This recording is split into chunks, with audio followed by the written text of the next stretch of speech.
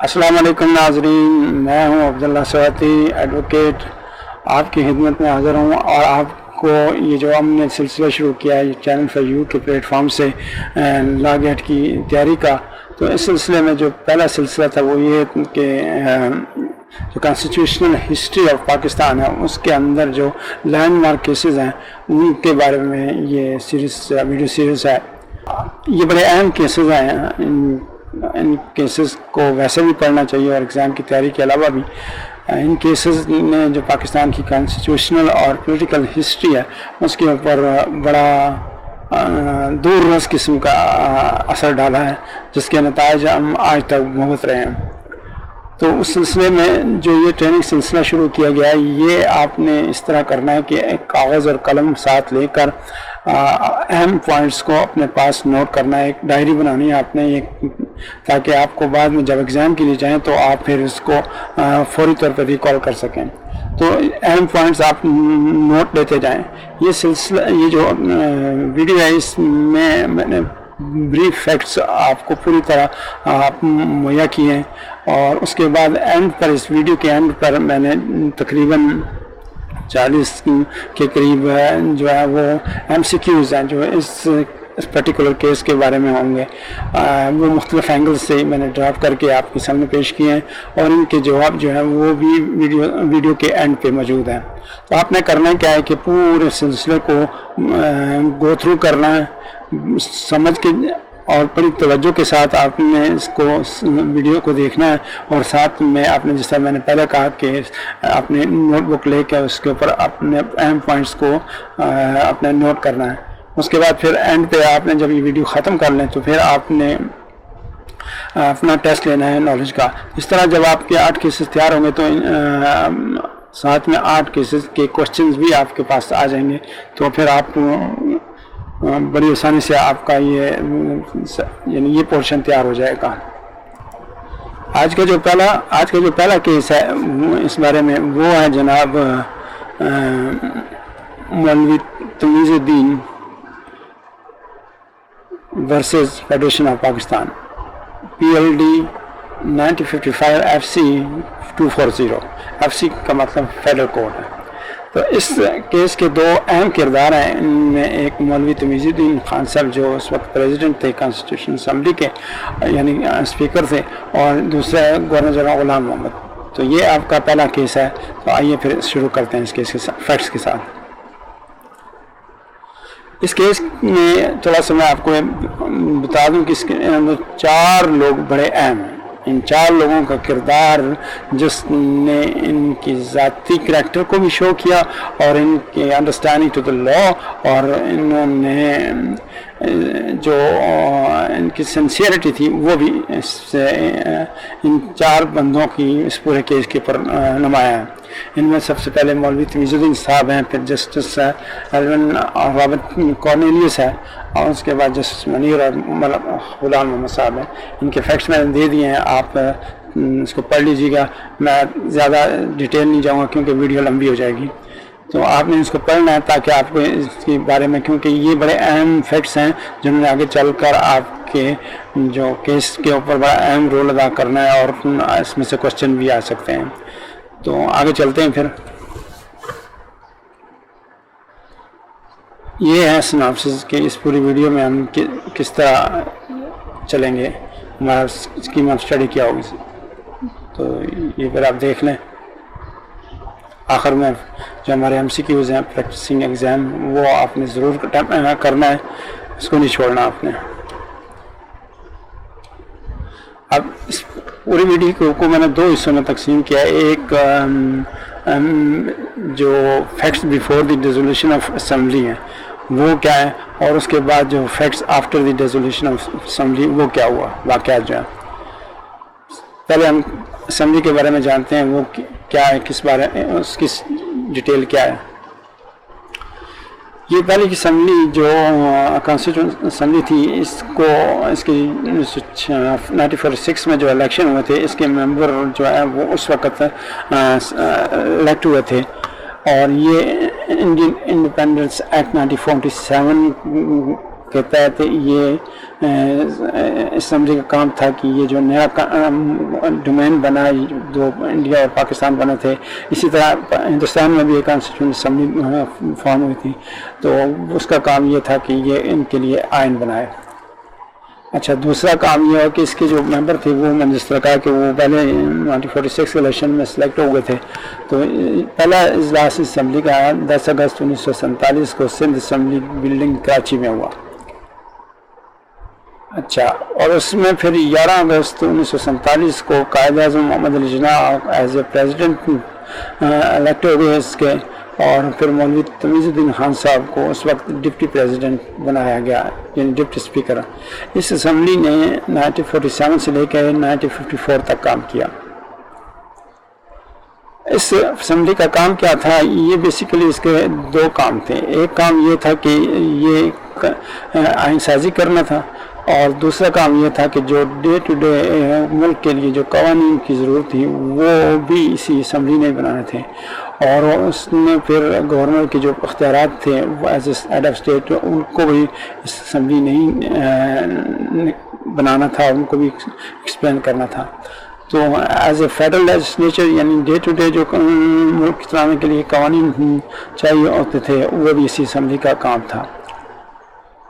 اچھا، اس اسمبلی کو شروع سے ہی بہت سارے مسائل کا سامنا کرنا پڑا، جس میں پولیٹیکل ڈفرینسز تھیں، ریجنل کانفلکٹس تھے، یعنی بنگال، مشرقی پاکستان اور مغربی پاکستان کے حوالے سے جو کنفلکٹ نہیں بلکہ ڈفرینسز کے وہ آنا شروع ہو گئے تھے، جو وہ بھی اس میں تھے، اور اس میں کچھ جو نان مسلم سیکولر مائنڈ قسم کے جو ممبر الیکٹ ہوئے تھے مسلم لیگ کے پلیٹ فارم سے، تو وہ پھر ان کی طرف سے بھی کافی مشکلات پیدا کی گئی تھی، خاص کر اس وقت جب قرارداد مقاصد جو ہے وہ اپروو کی گئی تھی۔ اچھا، محمد علی جناح چونکہ فاؤنڈر آف پاکستان تھے تو اسی لیے first governor general of Pakistan بھی انہی کو بنایا گیا، تو 1948 11 سپتمبر کو ان کا انتقال ہوا کراچی میں۔ اچھا، ان کی وفات کے بعد محمد علی جناح جب فوت ہوئے تو خواجہ ناظم الدین ان کو جو ہے وہ بنا دیا گیا گورنر جنرل۔ انہوں نے 14 سپتمبر 1948 کو ایز اے گورنر جنرل اپنا اختیار لیا، اور پھر وہ انہوں نے 17 اکتوبر 1951 تک اس کو سرو کیا۔ اچھا، قائد اعظم کی وفات کے بعد جب خواجہ ناظم الدین نے اقتدار کو سنبھالا ایز اے گورنر جنرل، تو پھر انہوں نے یہ کیا کہ 1951 میں جب لیاقت علی خان کو شہید کیا گیا تو انہوں نے as a governor general resign کیا، اور ریزائن کر کے پرائم منسٹر بن گئے، اور اس کے بعد ان کی جگہ پہ گورنر جنرل بنے غلام محمد خان صاحب، وہ اس وقت فائنانس منسٹر آف پاکستان تھے۔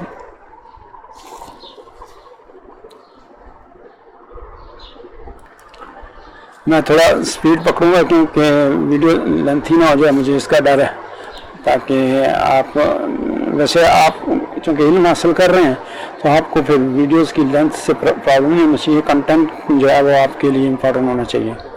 خیر، اب کیا ہوا جناب، پرائم منسٹر کو جو ریموو کیا گیا وہ کیسے کیا گیا؟ اچھا، 1951 میں جس طرح میں نے آپ کو بتایا کہ پرائم منسٹر لیاقت علی خان صاحب کو اسیسینیٹ کیا، لیاقت باغ میں ان کو شہید کر دیا گیا، اور اس کے بعد خواجہ ناظم الدین جو ہے وہ نیو پرائم منسٹر بن گئے۔ اب شروع سے یہ ان کو گورنر جنرل غلام محمد سے بڑی ان کی اپوزیشن کا سامنا کرنا پڑا۔ اس کی وجہ یہ تھی کہ گورنر جنرل چونکہ اس وقت جو گورنر جنرل کا عہدہ تھا وہ سیریمونیل ٹائپ تھا، جس طرح آج ہمارا پریزیڈنٹ کا عہدہ ہے، تو یہ ان کی کوشش یہ تھی کہ زیادہ سے زیادہ اختیارات اپنے پاس یعنی گورنر جنرل کے عہدے کے اندر سمیٹ لیں۔ تو یہ پھر گورنر جنرل صاحب نے جناب خواجہ ناظم الدین کو 17 اپریل 1953 کو ان کی گورنمنٹ کو اور انہیں ڈسمس کر دیا۔ اور اس وقت ملک کے اندر ایک تحریک چلی تھی جس کا جو اینٹی احمدیہ یعنی احمدیوں کے خلاف جو تحریک چلی تھی وہ بڑے زوروں پہ تھی، اور اس کو بنیاد بنا کر گورنر جنرل جی ایم صاحب نے جناب خواجہ ناظم الدین صاحب کی گورنمنٹ کو اور ان کو ڈسمس کر دیا۔ خواجہ ناظم الدین کی ریموول کے بعد جی ایم صاحب نے اپوائنٹ کیا محمد علی بوگرا صاحب، اور وہ اس وقت محمد علی بگرا صاحب اس وقت جو ایمبیسڈر تھے یو ایس اے میں پاکستان کے، اور ایز اے پرائم منسٹر ان کو سلیکٹ کیا گیا، اور اس کے بعد ان کی نئی کونسل آف منسٹر یعنی کیبنٹ جو ہے وہ بھی نئے سرے سے بنائی گئی۔ محمد علی بگرا کو بھی جی ایم صاحب نے ریموو کر دیا 24 اکتوبر 1954 کو انہوں نے ان کو ریموو کیا، اور اسی دن ان کی جو کانسٹیٹیوشن اسمبلی تھی اس کو بھی ڈیزالو کر دیا، اور اس کے پیچھے ان کی جو انٹینشن یہ تھی کہ جناب انہوں نے محمد علی بگرا صاحب نے یہ کیا کہ انہوں نے جو پاورز کنسنٹریٹ ہوگی تھی جی ایم کے عہدے میں یعنی گورنر جنرل کے عہدے میں، ان کو کٹیل کرنا شروع کر دیا، اور وہ اس پاور کی وجہ سے جو ہے وہ ایسٹ اور ویسٹ پاکستان میں بھی تھوڑے مسائل بننا شروع ہو گئے تھے۔ تو غلام نبی صاحب نے کہا جی یہ تو نیشنل سیکیورٹی اور یونٹی کے لیے بہت بڑا خطرہ بن گیا محمد علی بگرا صاحب، لہٰذا ان کو ریموو کیا جائے۔ یہ دیکھیں اب شروع سے ہماری اس مینٹلٹی وہی چل رہی ہے جس طرح آج بھی چل رہی ہے۔ تو یہ وہ دو کریکٹر ہیں اس پورے کیس کے۔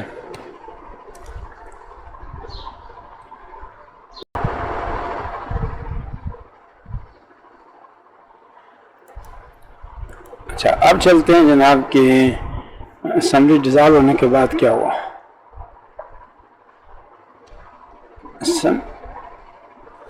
اچھا پاکستان بننے کے بعد 1947 میں پاکستان چونکہ ایک کانسٹیٹیوشن کی بڑی لازمی ضرورت ہوتی ہے کسی ملک کو چلانے کے لیے، کیونکہ اس کے جو اسٹرکچر ہوتا ہے وہ سارا کانسٹیٹیوشن میں بیان کیا جاتا ہے، تو پاکستان نے پھر گورنمنٹ آف انڈیا ایکٹ 1935 کو ایز اے انٹرم کانسٹیٹیوشن جو ہے وہ 1947 میں اختیار کیا۔ اب یہ محمد علی بگرا صاحب نے یہ کیا کہ اس انٹرم کانسٹیٹیوشن میں 2 امینڈمنٹس کی جن کو انہوں نے گورنر جنرل سے اس کی اسینٹ نہیں لی تھی۔ اب وہ یہ 2 امینڈمنٹ کیا تھی؟ ایک تو امینڈمنٹ آرٹیکل 10 میں کی جو کہ گورنر جنرل کو پاور دیتا ہے کہ وہ پرائم منسٹر کو سیک کر سکے، تو یہ بالکل ایسے ہی تھا جیسے 58(2)B ہمارے 73 کے آئین میں تھی، بعد میں ضیاء الحق صاحب نے اس کو ایڈ کیا تھا۔ اچھا اب یہ امینڈمنٹ جب پاس ہوئی تو اکتوبر 9 1954 کو، تو اس میں گورنر جنرل کی کنسنٹ شامل نہیں تھی۔ دوسری امینڈمنٹ یہ ہوئی کہ انہوں نے آرٹیکل 223 223A جو ہے وہ ایڈ کیا۔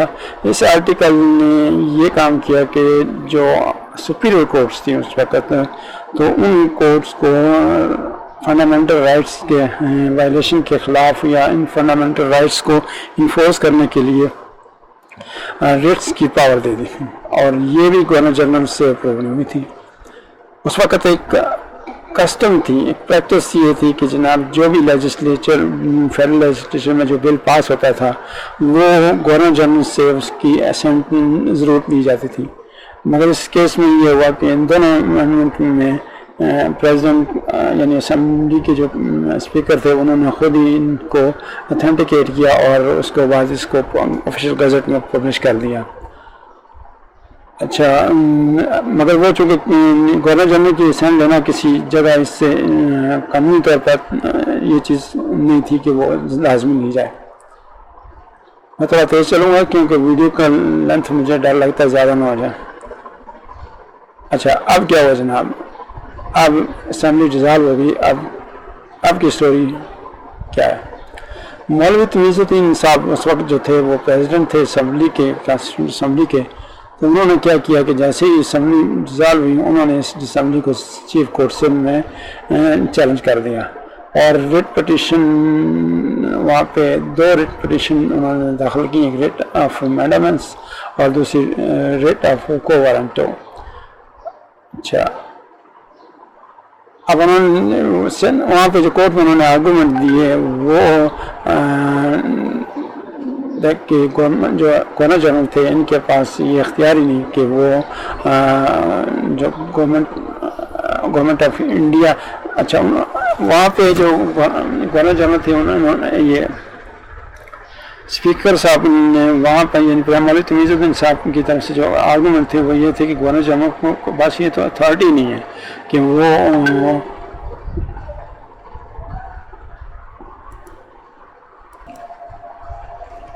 اچھا مولوی تمیز الدین صاحب کی طرف سے جو عدالت میں آرگومنٹ سٹینڈ کیے گئے وہ یہ تھے کہ جی گورنر جنرل صاحب کو تو یہ اختیار ہی نہیں ہے کہ وہ گورنمنٹ آف انڈیا امینڈمنٹ جو ایکٹ ہے 1954 اس کے تحت وہ اسمبلی توڑ سکیں،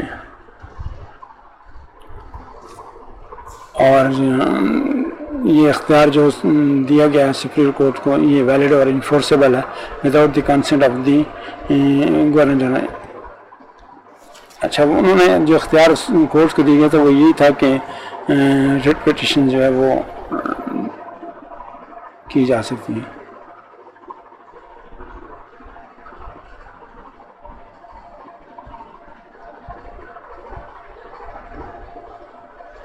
اچھا، اسٹیٹ نے کیا کیا پھر وہاں پہ گورنر جنرل صاحب کی طرف سے جو آرگومنٹ ہوئے گئے تھے وہ انہوں نے کہا کہ جناب یہ جو میں ہوں گورنر جنرل جو ہوں وہ ہوں کراؤن کا ریپرزنٹیٹو، کراؤن آف برطانیہ جو ہے اس کا ریپرزنٹیٹو ہوں، اور یہ بات مجھے آئین کا جو آرٹیکل ہے یعنی گورنمنٹ آف انڈیا ایکٹ 1935 کا سیکشن 10 ہے وہ مجھے الاؤ کرتا ہے کہ میں اگر مطمئن نہ ہوں کسی گورنمنٹ سے تو میں اس کو ڈیزالو کر سکوں۔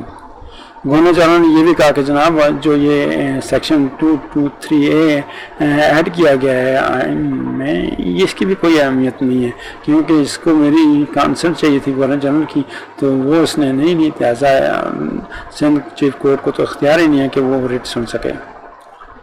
اس کے بعد انہوں نے فردر یہ کہا کہ جی section 6 sub section 3 of Indian Independence Act 1947 جو ہے وہ گورنر جنرل کو امپاور کرتا ہے to rectify any law pass by the legislature constitutional اور نارمل، یعنی کوئی کانسٹیٹیوشنل لا بنائی جاتی ہے یہ جو اسمبلی بناتی ہے وہ یا جو نارمل قانون ہے اس کے تحت وہ گورنر جنرل کو جناب اختیار حاصل ہے کہ وہ اس کے تحت اس کی کنسنٹ دیں یا اسے ریکٹیفائی کریں۔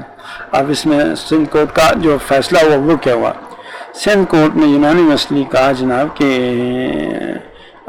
4 ججز تھے، 4 ججوں نے یونانیمسلی یہ کیا کہ آپ کا گورنر جنرل کا جو فیصلہ ہے وہ ریزولوشن کا وہ الٹرا وائرس ہے، اور یہ کہ assent of the Governor General was not necessary for the constitutional legislation passed by the Assembly, and rejected the arguments of the state related to the Section 6(3) of Indian Independence Act 1947. انہوں نے جو section 6(3) کی جو بات کی تھی وہ عدالت نے یہ کہا کہ جی یہ کانسٹیٹیوشنل امینڈمنٹس کے اوپر یا کانسٹیٹیوشنل لیجسلیشن کے اوپر اس سیکشن کا اطلاق نہیں ہوتا۔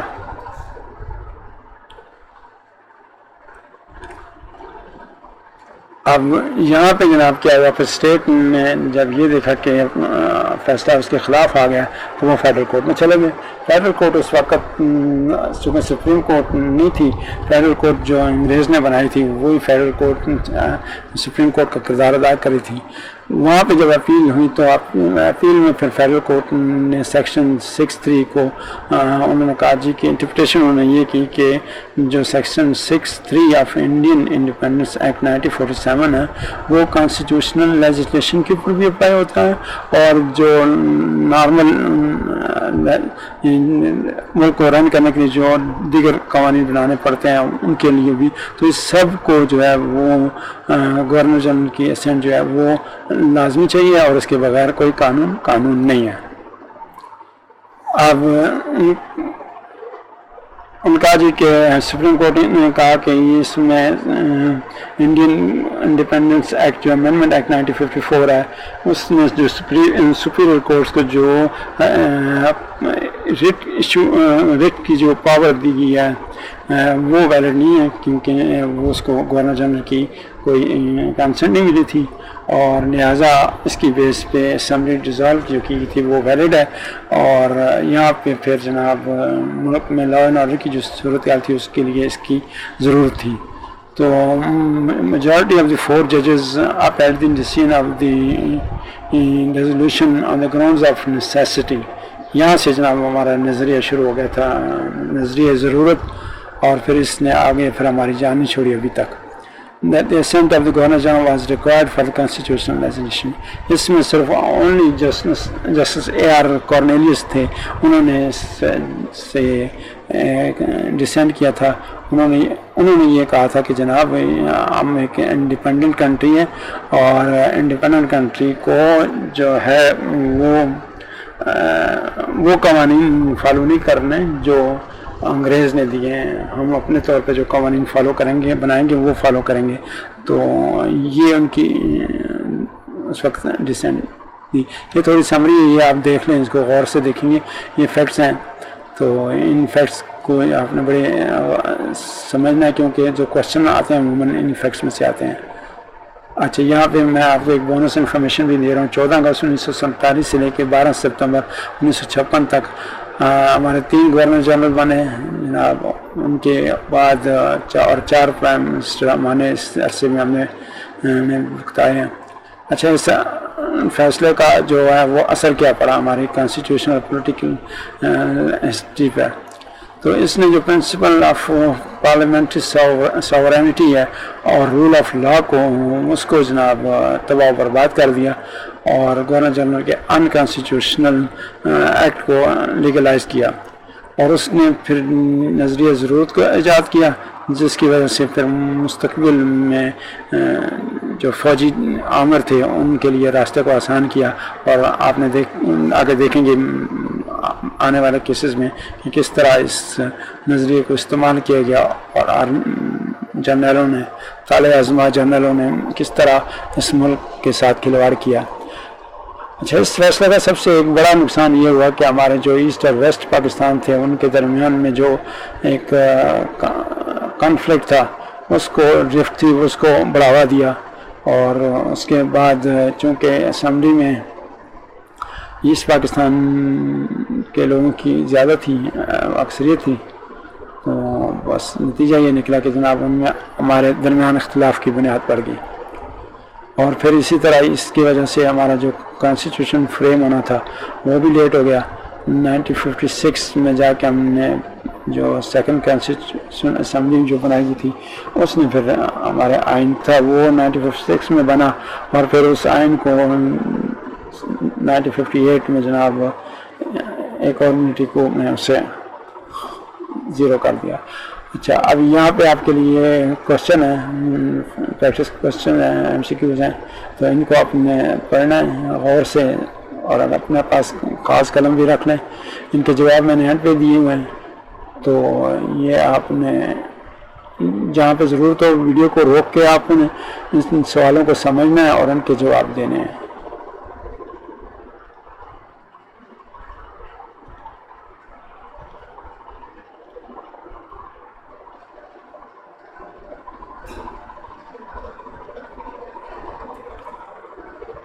یہ سوال جو بنایا گیا ان کے اوپر بڑی محنت کی گئی ہے، بڑی کوشش کی گئی ہے میں نے کہ یہ سوال میں کوئی ایسی بات نہ آ جائے جو کہ حقائق کے منافی ہو.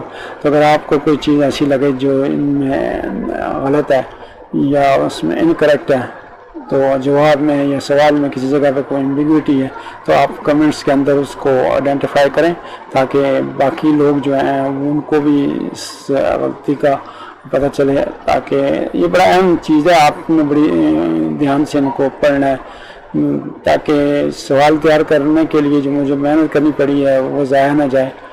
اور انہی سوالوں کے اوپر آپ کے ایگزام فائنل بیس کرتا ہے، تو بڑی سکون سے آپ نے ان کو پڑھنا ہے.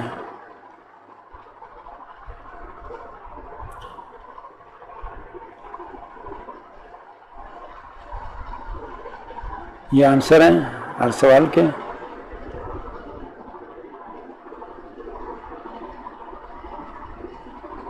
یہاں پہ آپ ویڈیو کو پاز کریں اور ان کے جواب دیکھ لیں. اگر آپ کو یہ طریقہ اچھا لگا کہ جو اس کے اینڈ پہ سوال کو جواب دیے جائیں وہ یا ہر سوال کے ساتھ ساتھ ان کے جواب دیجیے، تو اپنے کمنٹس میں آپ نے مجھے بتانا ہے کہ کون سا طریقہ آپ کو لیے پسند ہے. تو یہ تھی آج کی ویڈیو اس کیس کی. تو اگلے کیس تک کے لیے آپ سے اجازت چاہتا ہوں. اس وقت تک کے لیے اللہ حافظ.